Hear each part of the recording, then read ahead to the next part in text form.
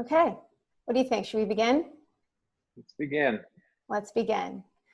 Okay, well, I just wanted to thank everybody for joining us today. A lot of you I know are here in LA, but I know we also have people coming from all over the country, and I sincerely appreciate that. Here in LA, we're back in lockdown since Monday, which was the first week of Alec's show opening. So the Zoom walkthrough is a way for us to experience the show and ask questions from the safety and comfort of our home. We'll also have a recording of this talk on our website and IGTV if you want to go back to it or share it with friends. So I want to introduce Alec and Matthew. Alec I've been working with for over 3 years, but it feels a lot longer. He's become family. August is his second show at the gallery. His first one was in 2018. We've also mounted solo presentation of his work at the Dallas Fair and the Chicago Art Fairs. Alec is a native Angelino, born and raised. He completed his MFA at Otis College of Art and Design and BFA in creative writing and poetry from Kenyon College. In addition to the gallery, he's also had a solo exhibition with Charles Moffat in New York and has had several museum exhibitions, including the California Heritage Museum, the Torrance Art Museum, and the Dubuque Museum of Art in Iowa.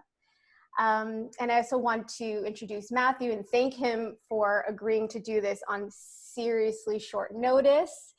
Matthew is a curator, writer, and art historian based in New York. He is currently chief curator at Artful and author of the forthcoming A Year in the Art World. Matthew holds a PhD in art history and archaeology from the Institute of Fine Arts, New York University. And from 2011 to 2019, he was director of the Art Genome Project and head curator at Artsy. So with that, I hand it off to Matthew, who will lead the walkthrough and interview with Alec.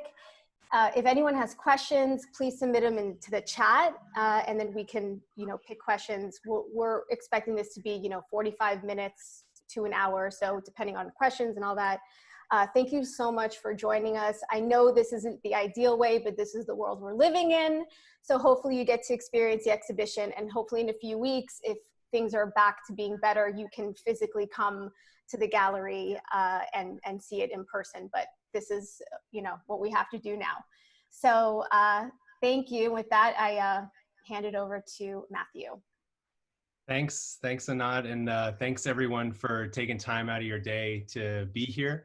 I have this beautiful background of the show, but unfortunately I'm not there. Only Alec is there. I'm on the other coast, but so happy to be able to engage in conversation today. What I've found to be really helpful for people with these Zoom conversations is today we have an opportunity to actually be in a real space and not just to have people kind of look at talking heads. So Alec, maybe we can just start off by having you kind of situate us where we are and just kind of tell us, about a little bit about the space of the gallery and just kind of give us a little bit of an overview of the space and the show, and then we can kind of get more into details. Excellent. And thank you for that generous introduction, Anat. And thank you, Matthew, also for taking this on. So right now we're standing in the entrance of the gallery. It's a beautiful day. Palm trees are shining. Obviously, the title of the show and my name are on the wall. This entrance is before we walk into the main space. So as you'll see shortly, the paintings in here are a little bit quieter. They set kind of a more reflective and tone, and they're kind of based off of each other. So the palms, the dawn palms and the dawn waves are extrapolated from the same dawn, the same area, which I'll talk about later. But then we lead into the main space.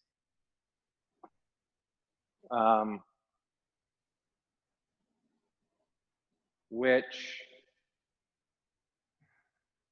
is populated by 12 paintings, I believe.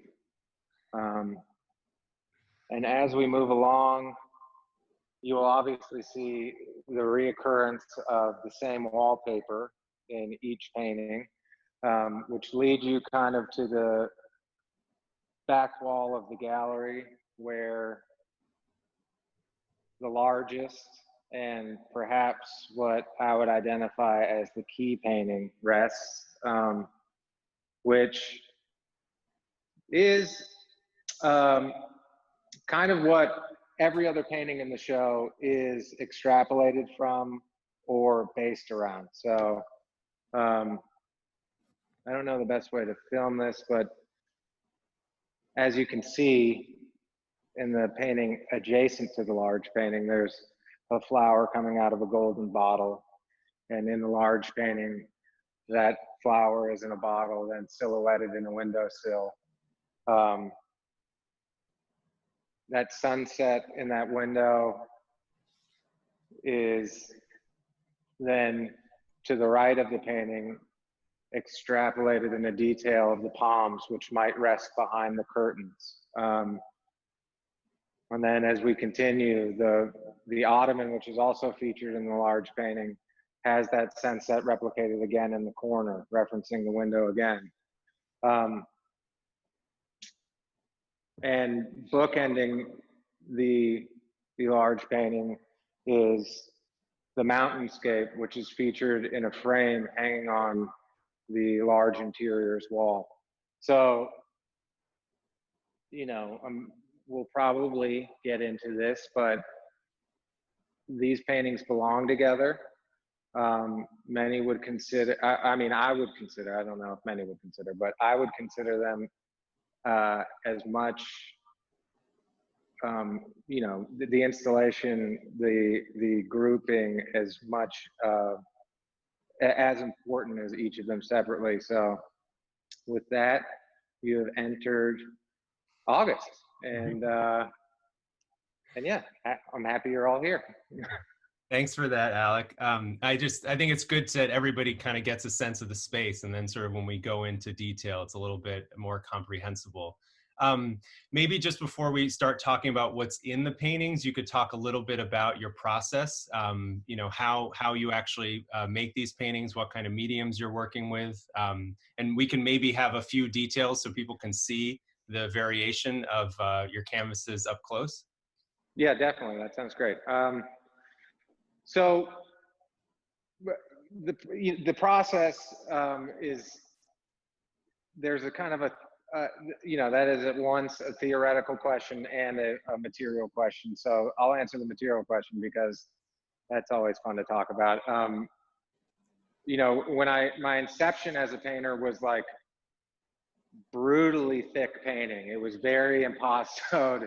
Some would say crude, but I was like immersed in the physicality of appreciating the physicality of imagery and then trying to render things through it.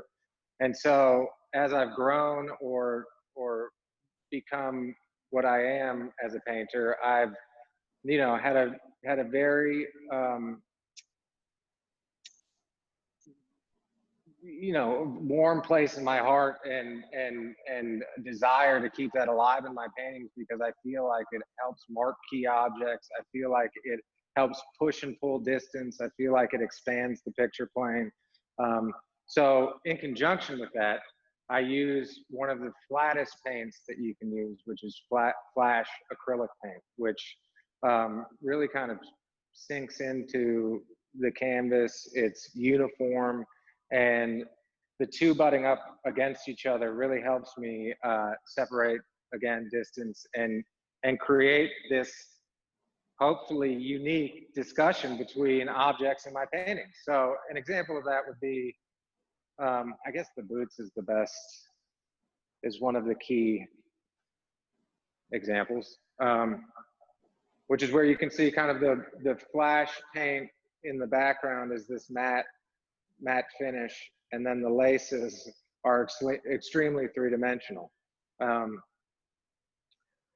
which helps, you know, push the boots and push the pattern against the boots, but also to separate them,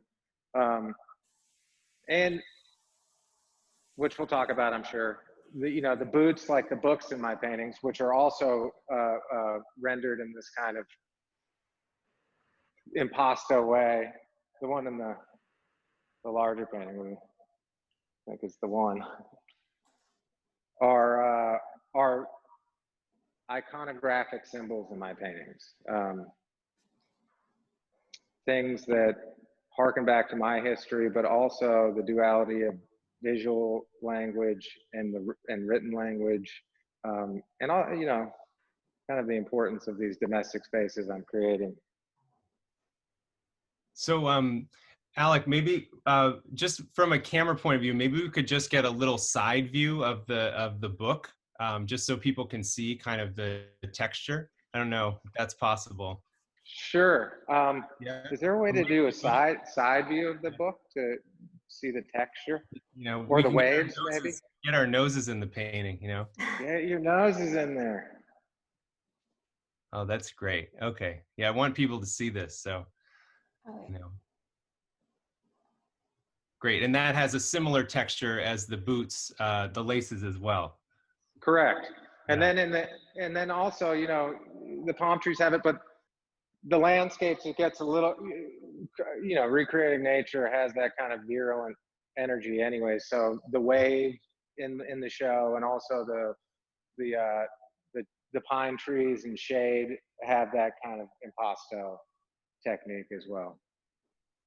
That's great. Okay, so now we got a little bit of some insight into process, and maybe we can talk a little bit about, you know, you edged into it, but you know, how do these works all relate? I found it, from when we initially spoke, I just found it so interesting to hear about your sort of personal project and how you construct exhibitions. And this is not just an isolated show or kind of an isolated idea, but it's part of this longer trajectory of yours, which, you know, be great for you to talk a little bit about this house project that you're kind of building up towards, and give people a little sense of that. Excellent. Yes. So for the past, I'd say 5 or 6 years, I've been replicating a motif which is integral to my practice, which is kind of main interior spaces. Here it would be a changing room that are then the accompanying exhibition is then details of those spaces, for lack of better words. But each interior space that I'm creating is a different space in an imaginary house that I'm building. So to date, I have, I think, 3 or 4 bedrooms, a library, a staircase, a dining room, a living room. So slowly I'm building this this narrative through this house that will one day hopefully be a large, strange house. That is the goal, and yeah, that's slowly become a very you know, sincere ambition for me to materialize that house. And when did you start that? I think I started it 6 years ago.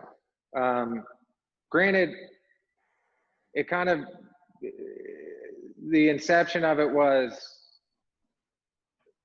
mainly trying to parse out how I was going to go about and think about creating a bedroom, and then all, you know, and the details of the bedroom as a show and what that meant.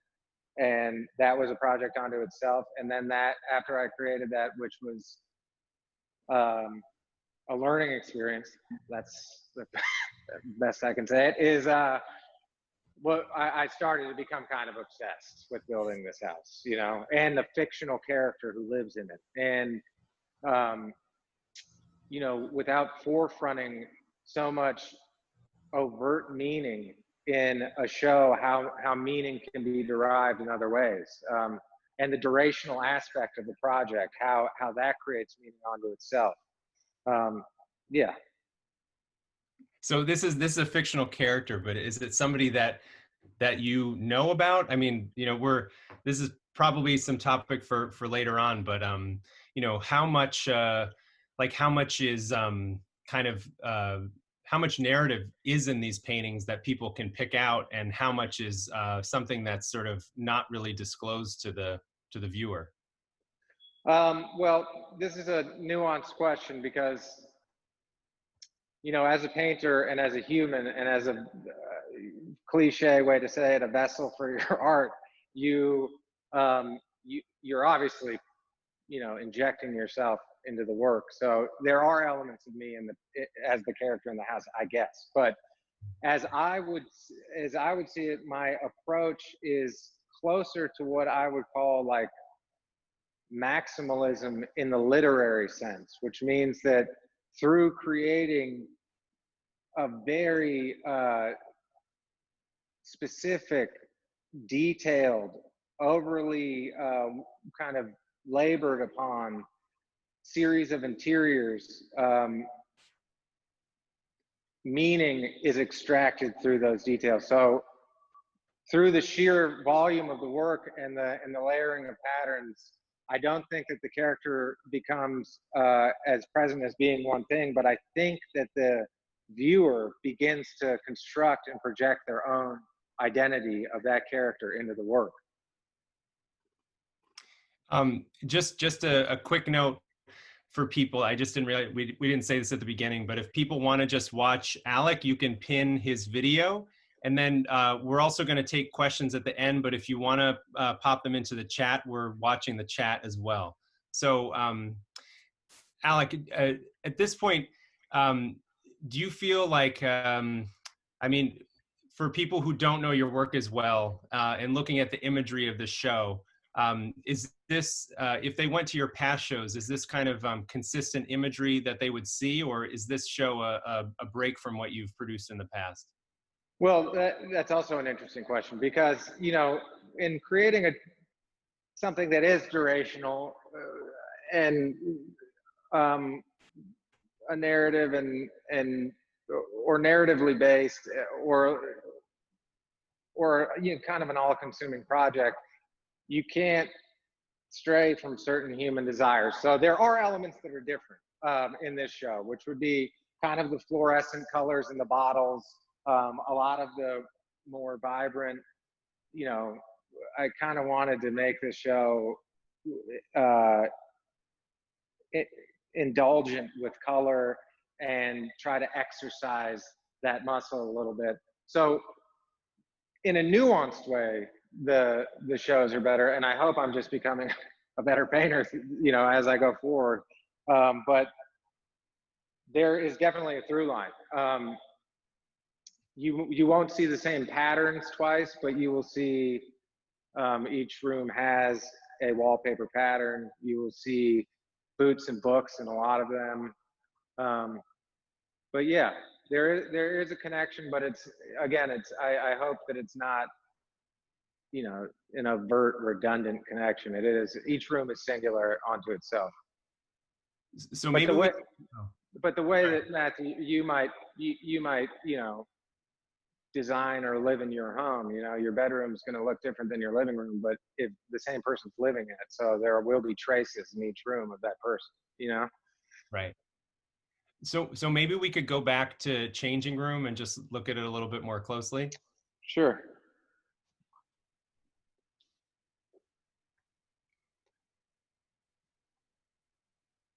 So maybe we can get a little bit closer for Sure. everybody. Would you get closer to just a closer?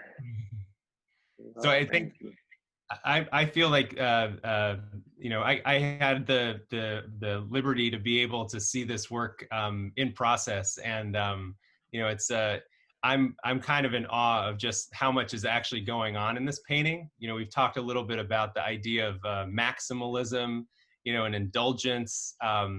You know, before we wallpaper is another subject, and interior design. We'll talk about that next. But you're really interested in this idea of kind of indulgent spaces, and you know, kind of this sort of like maximal idea. I was wondering if you could talk a little bit about that and why, you know, sort of why you're interested in kind of filling spaces up as you do. Sure. Well, I think, you know, I could talk about this for maybe a month, but because it's an ever evolving idea of why I'm so drawn to do this. But I think there are, you know, there the approach is kind of based on where we are now as a culture, as a people. It's, if you look at design or art or, you know, film or music, it's heavily reliant on the past, a transgenerational confluence of styles, or reliance on them to build what is we call new now. So these, in a way, are a simulation of that. And also, I think that the layering of, you know, the maximalist approach, where the process, it becomes an obsession onto itself of building the painting, and building the painting is the engine for the meaning of the painting, rather than, you know, the result in the end, if that makes any sense. So that would be a maximalist approach. It is in no way you know, a true maximalist approach, in that it is in reaction to minimalism, because I do love minimalism. But the idea is that, you know, I think we are in this place where nostalgia and design intersect. And I think that, you know, the oversaturation and the overstimulation of imagery is integral to us as viewers. And I think it's important that that's represented in this house, because I think that, you know, that in itself is an interesting approach to how we parse out meaning in our lives, you know, how we discover what's worthy or what's not. So that's kind of the approach, if that makes sense. So yeah. For people who are like interested in interior design, like, where did these patterns come from? I mean, there's the couch, there's the screen, there's the drapes, there's the wallpaper, there's this ottoman, the rug. I mean, are you like obsessed with researching historical interior design, or? Yeah, I am. And then I'm obsessed with researching design for sure, because it's so important to the paintings. But at a certain point, you know, this is where, like, I think these choices really rely on kind of this nostalgic value, is whatever wallpaper tickets my heart as a thing that I've seen in the past, but I would see now. Those are the kind of the wallpapers that I then tend to work with, manipulate, and then reconstruct. And so, like, and also just getting back to the storyline, I feel like this painting is just begging to like tell us a story. Literally, there's an open book at the bottom. You know, I know of you sort of, you know, of your past, that you had early on were writing narrative poetry, so you're very literate and interested in the written word. You know, there's boots that obviously can recall people like Vincent van Gogh, amongst other people. You know, but there's nothing to give the viewer here, or it's for people to work out. Like, how do you feel about that urge? Well, obviously we're coming out of and back into a time of quarantine, which is when this painting was made. And, you know, let me also say, psychologically, working with this many patterns is taxing. It's like, what the fuck am I doing? And will it work out? You never know if it's gonna work out. But I wanted to enhance the, you know, the narrative function in this painting was kind of to enhance the claustrophobia of that time, but also to make it beautiful, because at once I was experiencing that I couldn't leave my home, that all of our stuff was everywhere, and everybody else's was. But at the same time, you know, you're growing closer to your objects. You're finding solace in things that you never thought you'd find solace in. You begin to reconstruct your homes in different ways. So I wanted to kind of touch the pulse of that feeling. But as for a blatant narrative, like, did someone just leave those boots and go and like shoot a deer outside? I don't, I don't think so. I don't think there's a narrative there. But I think that it was kind of an all-out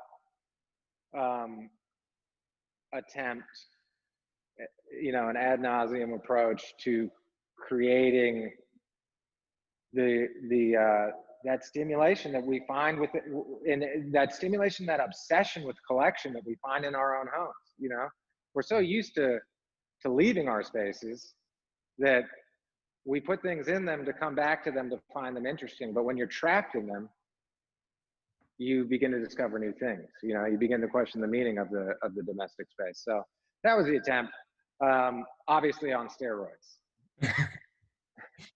So maybe we could just go back to the entrance, you know, just to, because I think one thing that's fascinating about your work is the sort of, it's almost like a dissonance and confusion between the painting we're just looking at and then the painting that you're welcoming people into the show with. You know,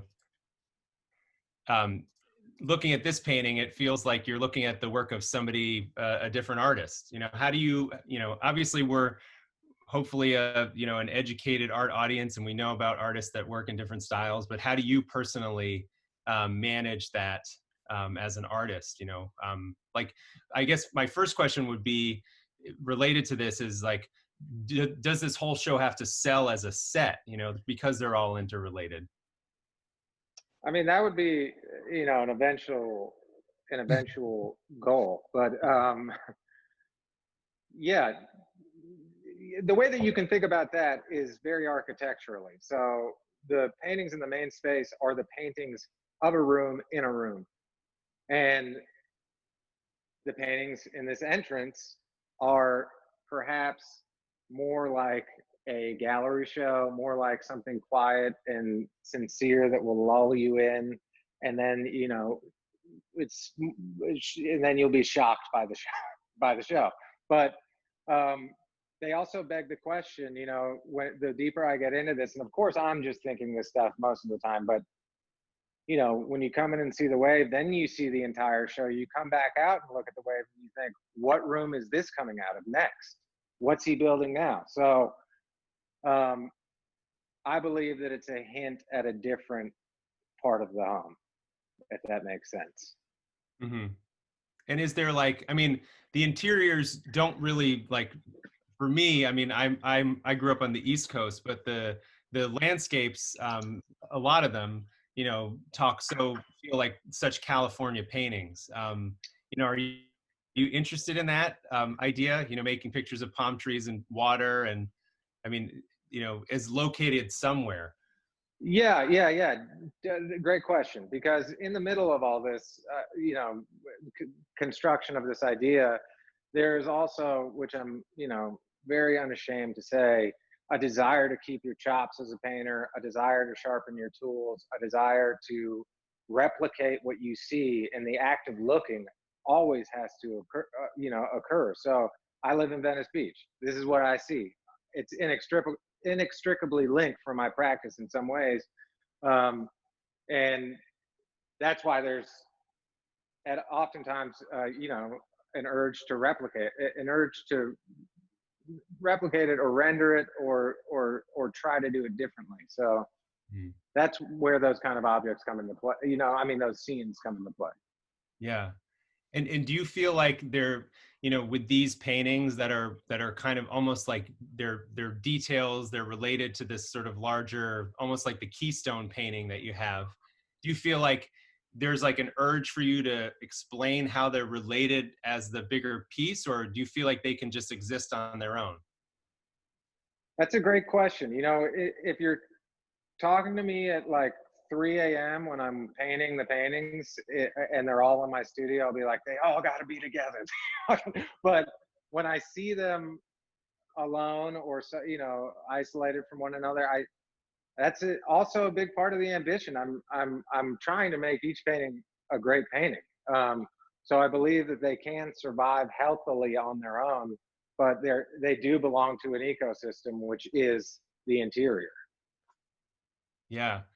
It's great. Somebody actually in the chat anticipated one of my next questions, which was talking about artists that have been influential on your work. And they mentioned Voyard, and someone we've talked about. And there's other painters like David Hockney, but I mean, you know, art, a lot of artists don't like to talk about who they look at, but are there, you know, there's a lot going on in your work from a historical point of view, but then also from your dialogue with sort of more contemporary artists. I was wondering if you could talk a little bit about artists that might be in your head when you're making these works. Artists that are in my head, you know, when I'm making the works, I say this without, you know, sounding, I hope this doesn't sound pretentious, but it's pretty clear. My head's pretty clear of artists when I'm making the work, Yeah. because it is such a process. I don't know if it's going to work out. You know, I wish there was a better model that I could follow, but when I relationally, you know, of course, Vuillard is a huge inspiration.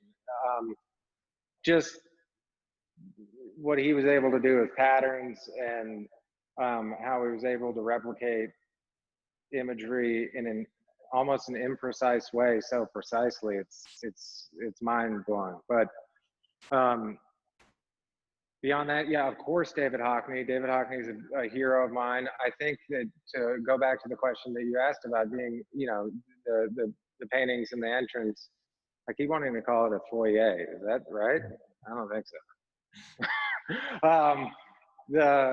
The paintings in the entrance are attached to the landscape that I live in. Just like I feel like David Hockney's work is so much his own, and so the narrative function or the meaning in his paintings is obviously way greater than his location, but they are all dependent upon his location to some extent. So, you know, as a colorist, he is very inspiring as well. And as a prolific painter, he's very inspiring as well.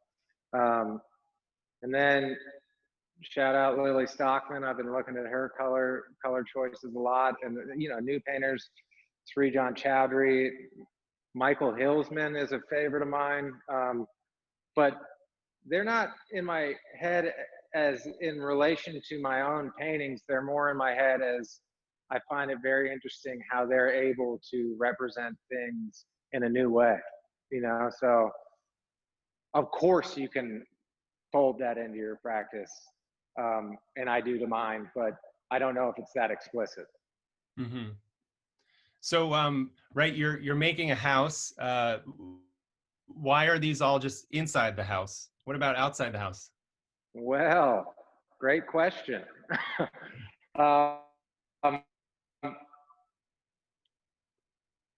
Well, I think that once, which will take a little bit more time, then I will move outside, and the outside of the house will begin to form itself as well. But that's the plan as now. Sorry, it just cut off for me a little bit. And do you mind just repeating what you just said, Alec? Because I'm not sure everybody heard it. Sure. I said that's a great question, and I'm focused on building the inside of the house now, and who knows how long that will take. But once that is completed, I will begin work on the outside of the house. Yeah, and just, you know, kind of on that topic, I mean, we've talked about a bunch of different artists of late being interested in interiors, you know, and I see your work as part of the, you know, a larger phenomenon, you know, people kind of looking up close. Obviously takes on a really different resonance and heightened resonance during the quarantine. But I guess I was curious kind of how you started to be interested in painting interiors. Well, the approach was conceived in a kind of a dramatic way. The first bedroom was a child's bedroom, and I thought that was poetic, and then it kind of snowballed from there. So, but that was predicated upon looking at Norman Rockwell's paintings of rooms. So also an inspiration, and a journalistic approach, and what it means to create, you know, the facade of something as a painting, or advertising a bedroom through painting. That was very interesting to me. and maybe how you can advertise different things through bedrooms, not necessarily the happy 1950s family, but maybe the, the psychopathic pack rat now. So that was kind of like what became interesting to me, painting the set of a whole variety of information and keys and insights that the viewer is dependent on honing in on, Mm-hmm. or dependent on the viewer honing in. We had there's a great question from the chat. Somebody's interested in whether or not you actually paint the larger painting first and then the smaller ones afterwards. No, it truly varies from show to show, but I kind of like, I go about it in a very pedestrian way, or as if I was designing a bedroom. I'm like, my wife and I just moved. It's like, we got to put this chair in this room. And then you're like, well, then we should probably get that rug for this room. And then so it's a piecemeal way of constructing the room. And then when I see it all together, I usually know how to create the larger painting. Mm-hmm. So we're kind of closing in on time. I just had a couple more questions, and then we could also, if people do have questions they haven't asked, please feel free to ask them in the chat. Alec, I just was interested, kind of maybe you could tell people a little bit about what's next for you. I mean, I know it's the irony of, like, it feels terrible, an artist finishes something and then everybody's always like, what are you doing? What are you doing next? But I'm curious, like how many more shows will it take for you to finish the house? Like, are you interested in what's the next type of project for you? Is there something that's been kind of marinating for you that you're kind of dying to work on? I mean, that's a great question too, because, and I'm excited to answer this one, because the project requires an amount of discipline that is often so frustrating to me, because I do just want to make a whole series of waves. I do just want to do, a whole series of bottles. Like I feel that way a lot of the time, but I'm stringent on sticking with this strategy for as long as it takes. And, that could be 10 years from now, and that could be like when I'm 90, the house could be done. So I have no way to answer that if I make it to 90. And but what's like tangibly next? Is that the question? Like, when's the next show? I'll ask. Yeah, that's a good question too. The next show is in Japan at Maki Gallery, which I'm very excited about. I'm excited about, also, I forgot to mention this. So Anat and I did a show in Dallas, and the living room kind of changed because I knew it was going to Dallas. I put a huge stuffed bear in the room. I started to, have different focal points and I don't know, avenues that I wanted to go down. But I'm excited to see what the room that goes to Japan will look like, and also very excited about that show, and more excited to see how this is received. It's a big question mark. And maybe related to that, I know that we had, when we first talked about this show, there was a painting you had made that I just posted on social media that I loved, this a bathroom painting. But getting back to this idea of, we talked about that in relation to painting during the quarantine. And I guess I was wondering, for you and for maybe other artists that are listening on the call, I mean, what has been your experience of painting during this time? And is there anything that you feel like has kind of gotten you through this period of time? Or do you feel like, because there's other artists I've talked to where, they're sort of, it's sort of kind of normal because, every day is sort of related to quarantine. Right. Yeah. That's also a great question, man. And that's kind of a bigger psychological question that I'm also excited to answer. Quarantine has been, as a painter, has been wonderful because the elimination of deadlines to some extent, like we didn't really know when the show would go up. Everything was in turmoil. So to be one-on-one in the studio with yourself facing yourself, is a great distillation, a great check-in point about where you are as an artist and how far you're willing to go in your work. So at first it was a little disheartening because I've been so used to operating in a different way, but eventually I just, I grew to love that challenge. And to see how far I could push it. I think that's also a reason why, this changing room looks the way that it does. It was a little bit more time, a little bit more silence, a little bit more me. So, it's been an interesting reprieve, and despite the tragedy in the world, as an artist, if you can kind of dislocate that from moments in the studio, it's been a great reprieve.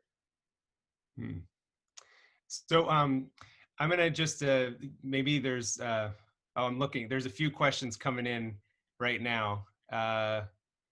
I think I might, if anyone doesn't have any more questions, I think it might be a good that might be a good moment to end. But I really appreciate people taking the time out of their day to listen to Alec and see the show.